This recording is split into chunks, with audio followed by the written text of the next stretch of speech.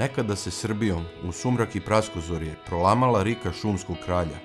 Jelen i njegova brojnost je jedan od pokazatelja kvaliteta gazdovanja u državama koje se svrstavaju u lidere lovstva.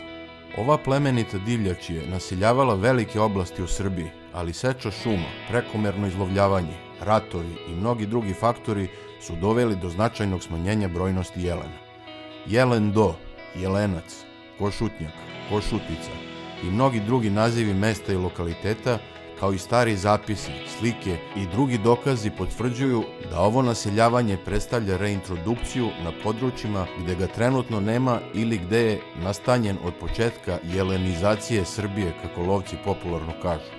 Kraljevo i njegova okolina, gde gazduje lovačko udruženje Kraljevo, su jedan od lokaliteta gde je u toku realizacija projekta ministarstva. Kako projekat napreduje i da li se prva tura naseljenih jelena prilagodila novoj sredini, proveravamo na licu mesta. Poslednjih godina Ministarstvo poljoprivrede, konkretno Uprava za šume, finansira mnogobrojne projekte iz oblasti lovstva. Jedan od najvećih projekata koji je trenutno aktuelni projekat naseljavanja jelena u Srbiji. Mnoga udruženja su konkurisala i pokušavaju da nasele jelen na svojoj teritoriji, a jedno od takvih udruženja je i lovačko udruženje iz Kraljeva. Naš sagovornik je predsjednik tog udruženja, Uroš Đoković. Uroše, zdravo. Šta nam možeš reći o tome kako se odvija projekat, koliko ste grla naselili i kakvi su planovi za dalje? Evo, projekat se odvija po planu, tako kažem, uz nadzor normalno resornog ministarstva, uz nadzor službi lovačkog udruženja. Prošle godine smo ubacili 33 grla evropskog jelena u lovište Studenica. U prihvatilištu su proveli vreme od decembra do jula. U julu mjesecu smo ih uzbacili u slobodno lovište, nadziremo ih svakodnevno, pratimo njihov razvoj i nadamo se da ćemo u ovoj godini ubaciti i drugu turu, pošto je projekat zamišljen kao trogodišnji i u 3 godine očekujemo da ćemo približno oko 60 grla ubaciti ukupno u lovište. Koliko jelena planirate ove godine da pustite? Pa, zavisno od lovišta koje hvataju jelena. Prošle godine smo ubacili, odnosno dobili 28 jedinki, 5 košuta se otelilo u repo centru, u našem prihvatilištu, tako da smo 33 jedinke ubacili u lovište. Ove godine, zavisno od toga kako se to i u kom lovištu bude hvatalo, da li će to biti neko od lovišta Srbija šuma ili već odakle će ministarstvo obezbediti, očekujemo opet 20 grla, jer, kažem, taj trogodišnji projekat kako je zamišljen, sa ukupno 60 grla da bi se ubacilo u lovište. Prema podacima sa terena, kako se divljač ponaša, se prilagodila, da li ste imali nekih gubitaka, da li dobro napreduju telad koja se otelila? Znači, svakodnevno prikupljamo podatke sa terena, kako kroz lovočuvarsku službu, tako i kroz kamere pratimo šta se događa u lovištu. Odmah po ispuštanju jeleni su se otprilike grupisali u neke 3 do 4 grupe, onako kako su otprilike i u lovištu iz koga su uhvaćeni i dovedeni, tako se i sada drže. Znači, prirodno se ponašaju? Prirodno se ponašaju, nismo imali gubitaka do sada. Dovoljno je hrane iznešeno, dovoljno hrane i postoji. Inače, jelen na ovim prostorima je autohtona divljač, to je, što kažu, potpuna reintrodukcija. Nestao je tamo negde u drugoj polovini prethodnog veka, ali evo, trudimo se da ga ponovo vratimo, nadam se opravdano, na prostore na kojima je vekovno postojao. Jedan od, da kažem, potencijalnih problema koji može da nastupi u realizaciji ovog projekta je i velika populacija vukova. Kako se borite s tim problemom?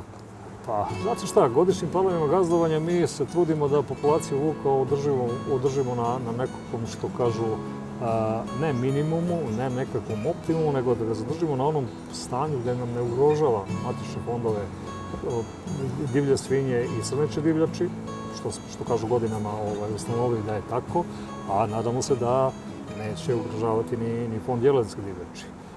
Posebna je opasnost kod tih velikih snegova, međutim, i bez obzira na prihvatilište koje je bilo na nadmorskoj visini oko 1000 metara, znamo da je stanište jelena između 600 i 700 metara i tako se upravo i ponašaju. Oni su otprilike na toj nadmorskoj visini. Rekao sam da su to optimalni uslovi za njihov opstanak.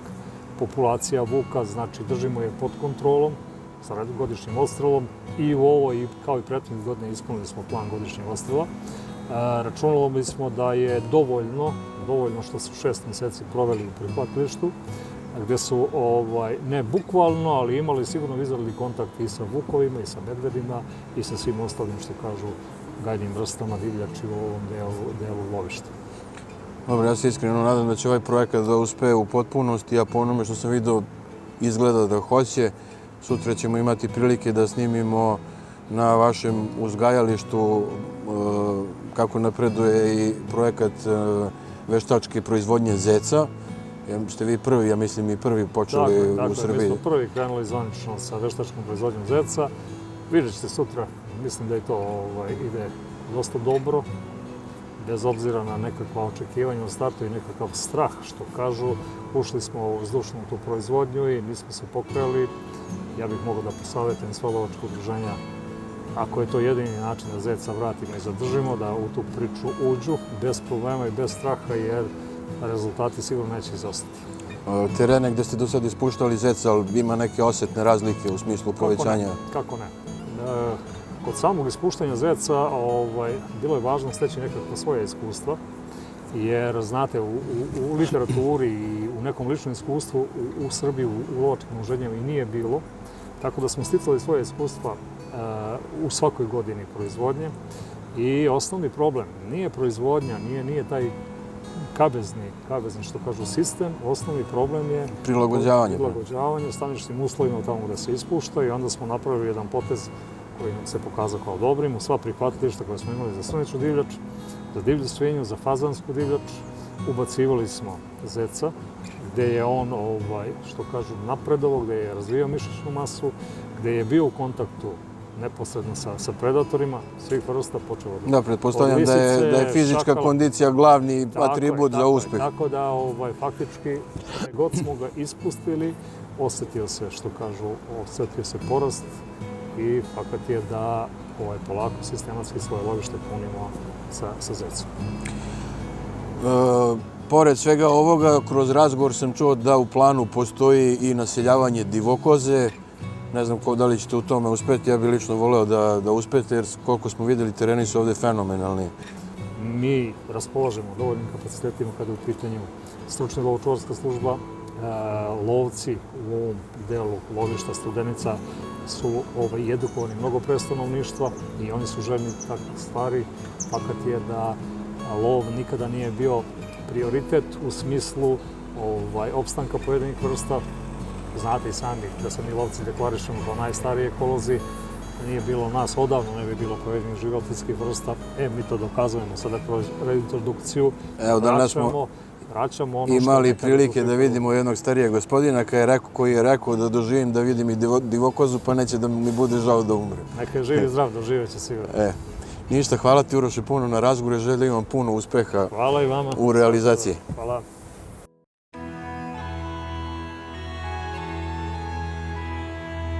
Priča o jelenima ostaje iza nas. Spuštamo se sa vrleti Radočeva i krećemo ka manastiru Studenica. Na horizontu posmatramo litice Čemernog, Troglava i Kotlenika. Usput stajemo da se osvežimo i uživamo u žuboru reke Studenice i bezbrojnim potocima.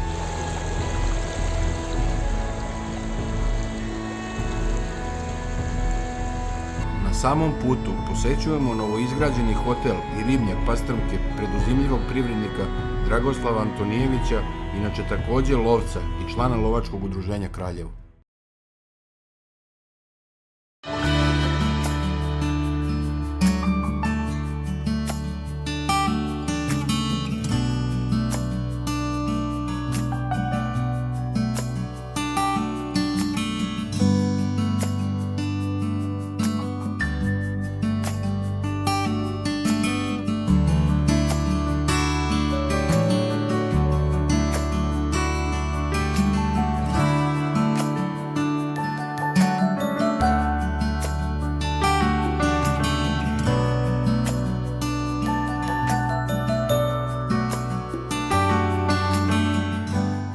Dragoslav, evo nas kod tebe na ribnjaku. Ovaj objekat zaista lepo deluje. Interesuje me Koje godine ste počeli prvo da se bavite proizvodnjom pastrmke i kako je sve krenulo? Počeo sam 2006. godine sa restilištom, a posle 2016. sam kupio ovaj deo za uzgaj, za produžni tov pastrmke, tako od 2016. s ovime je počeo da radim i tu je imala jedna zgradica koja je bila mnogo manja, pa smo malo proširivali i tako doteravali i došli do toga da bi jednog dana moglo i da služi kao za goste i za veselja i šta ja znam tako za... Gledali smo ribnjaci su puni trenutno. Koji je kapacitet uzgoja na godišnjem nivou? Pa negdje može da se izgaji negdje oko 50 tona ukupno na godišnjem nivou, ali opet to sve zavisi od godine, zavisi od mutne vode, mi imamo neku izvorsku vodu, to je ta izvorska voda negdje oko 60-70 litara u sekundi, a to ne zadovoljava dovoljno da bi moglo da se branimo od muteži, od šta znam, ali dobro, reka Studenica je kao voda mnogo dobra i dobra ribu prepoznaju je tako gosti i svi je u proseku hvale. A u principu kažu kad ima u reci pastrmke, onda to je pokazatelj da može i ribnjak uspješno da se gaje. Pastrmka ima dosta ima rečne, to je malo specifična ta pastrmka rečna. Potočna, da, tako da je lovci malo bore se sa njom kad je pecaju i tako da imaju uvek malo problema kako prići k njoj, jer uvek je reka Studenica je bistra, previše, a ona je se više divlja i tako da. Pored ove ponude što ćete imati u hotelu, vi isporučujete tržištu i svežu i dimljenu pastrmku. Da. U proseku dajem to dobrim restoranima, hotelima, tako da u svih tih moćnih koji su malo puniji, više gostiju imaju, oni najvećim delom kod mene to se uzima, tako da mi ne možemo da proizvedemo toliko koliko... Gde se to plasira? Ovdje negde u lokalu? Pa u lokalu, što se tiče Kopaonika, Brusa i tamo tog dela, glavno u blizini. Nemam za dalje tržište, već ne postoji mogućnost da proizvedem toliko. Nadamo se da će i ovo korone da prođe uskoro i da će hotel da proradi u što skorije vreme, pa ćemo doći u goste. Ja se nadam se svakoga dana da će to jednog dana da se stabilizuje to vreme i da će dođe do nekog vremena da će biti i ovo puno i imat će dosta i gostiju. Želimo vam sreću. Hvala lepo, hvala. Sve najbolje.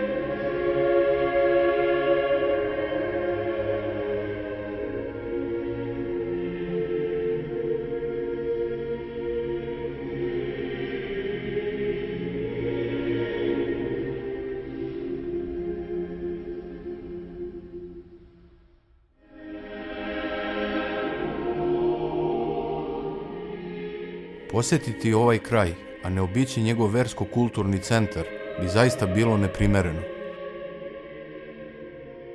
Manastir Studenica od 12. veka ovdje stoji, čuva i svedoči o postojanju srpske kulture i vremenima kada je nastajala srpska država.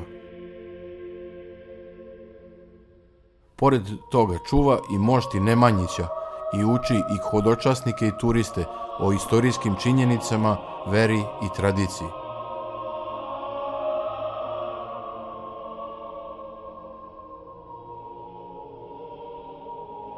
Zahvaljujući blagoslovu arhimandrita Tihona, naša kamera je ušla u portu manastira.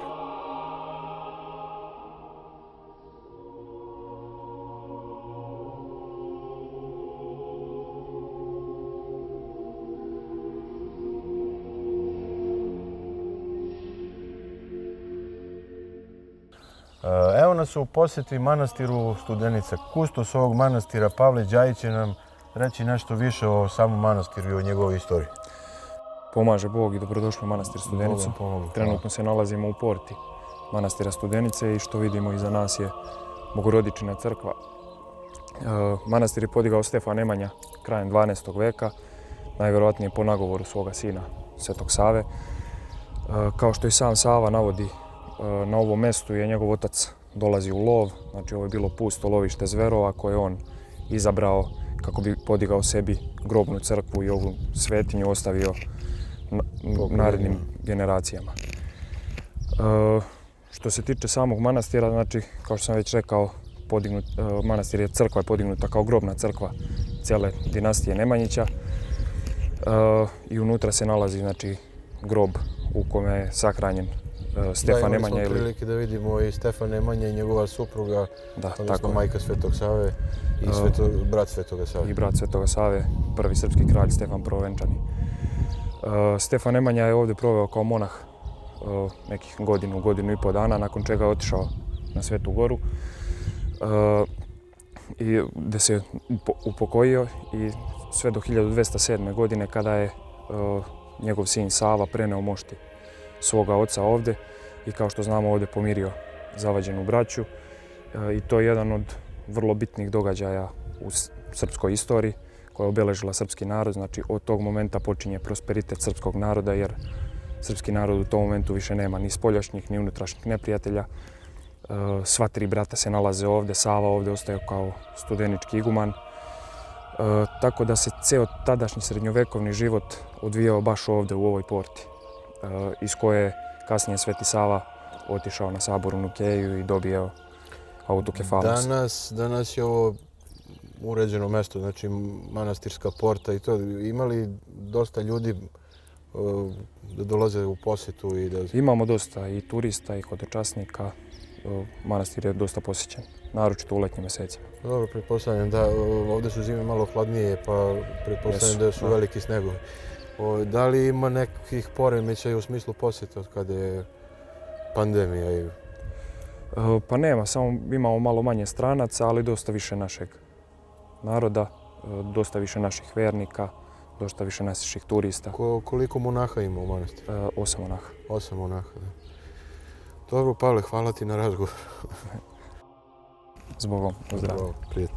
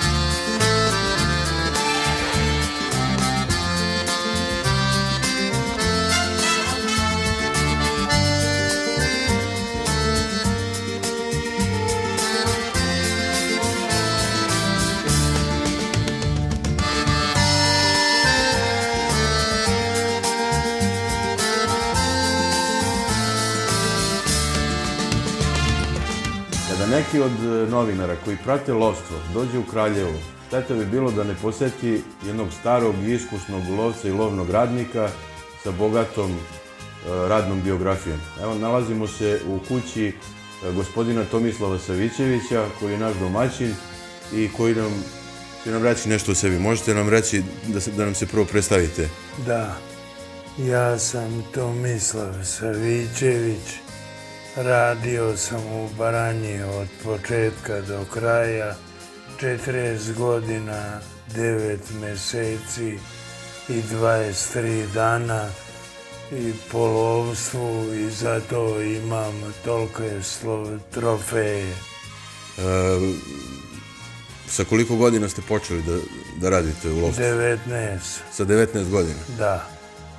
A sa koliko ste prestali? Sa 63. Znači, to je dođemo pun radni staž otprilike. Pun penzija. U razgovoru sa nekim lovcima u Kraljevu smo čuli da ste bili učesnik i organizatori nekih velikih lovova u našoj bliskoj prošlosti u kojima su učestvovali diplomate, između ostalog i bivši maršal Jugoslavije Tito. Da. Možete li nam ukratko reći kako je to izgledala organizacija i kako su se odvijali ti lovovi? Da. On je skroman čovjek, Tito bio, nikad nije tražio posebno nešto šta smo mu mi dali. Ja sam učestvovao uglavnom u hajkama na svinje. Šta je najviše volio da lovi? Svinje. Divlje svinje. Svinje i jelena. Ali su drugi vodili ga na jelena. Da, vi ste mu znači organizovali lovove na svinje uglavnom. Da. Koga je dovodio od gostiju? Da li je bilo nekih, da kažem, diplomata? Znam da je lovio sa Čaušeskom često, da li je on dolazio kod vas? Čaušesko nije, Reza Pahlavi je bio i ostali ovi naši funkcioneri iz svih republika.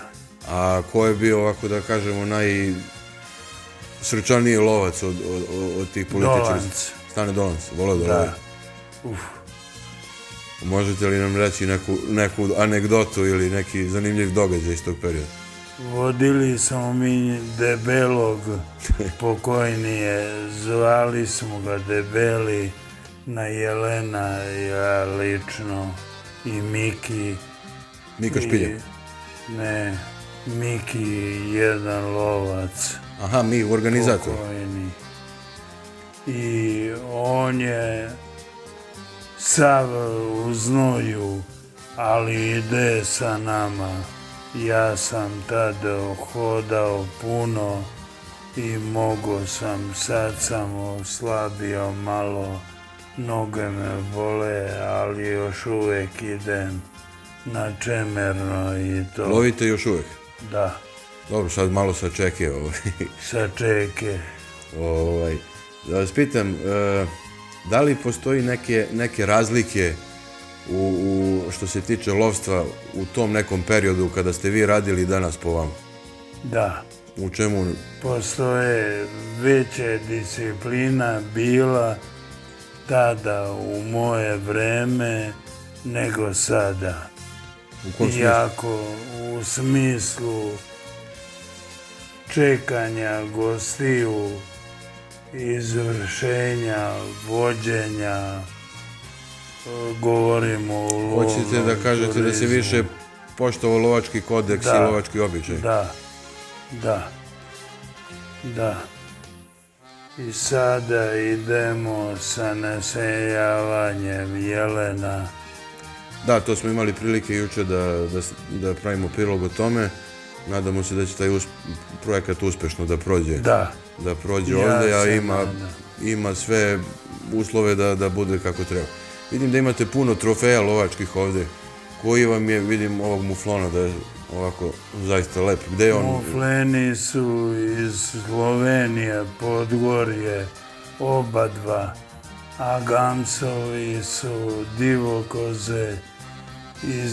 Jednu imam iz Makedonije, Koliševski mi je dao tog jednog gamsa, prvi predsjednik poslije Tita.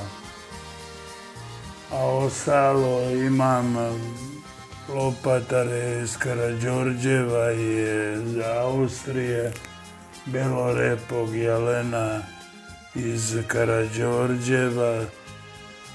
A ovi evropski? Evropski su svi od mene. Kod vas u lovištu? Da.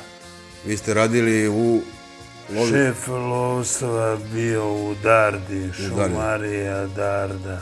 To je onda u to vreme radilo kao javno preduzeće ili kao... Javno preduzeće i sad je javno preduzeće. Samo u Hrvatskoj. Kad je pukla Juga, pukla i mi. I to lovište je pocepano. Granica ga je praktično... šteta. Da, to jeste baš tako. Kažu da je za vreme ratnih dejstava mnogo divljači tamo nastradalo u tom području. Da li imate evidenciju koliko vidim da imate svinja odstreljenih dosta? Veprova imam puno. Imam otprilike preko 3000 svinja, od toga imam 140, 150 veprova i to. Imam sade, srndaće, ovaj najjači je ovog dugozog sa Čemerna. Tu sam odstrelio, imam 7 komada. I vuk je sa Čemerna. Gde ste pucali? Na Čemernom isto? Da. Da kažemo domaći ovdje. Da. Imate li kao stari iskusni lovac neku poruku za ove mlade lovce koji sad počinju da love? Da bave se etikom i da ništa drugo. Da poštuju lovačka pravila, lovačke običaje i lovački kodeks. Etika, kodeks i to. Ništa, Čika Tomo, hvala vam na razgovoru. Bilo mi je drago da smo bili kod vas u posjeti i ovo što ste sačuvali od trofeja zaista ovako impozantno deluje. Hvala vam još jednom. Hvala vama.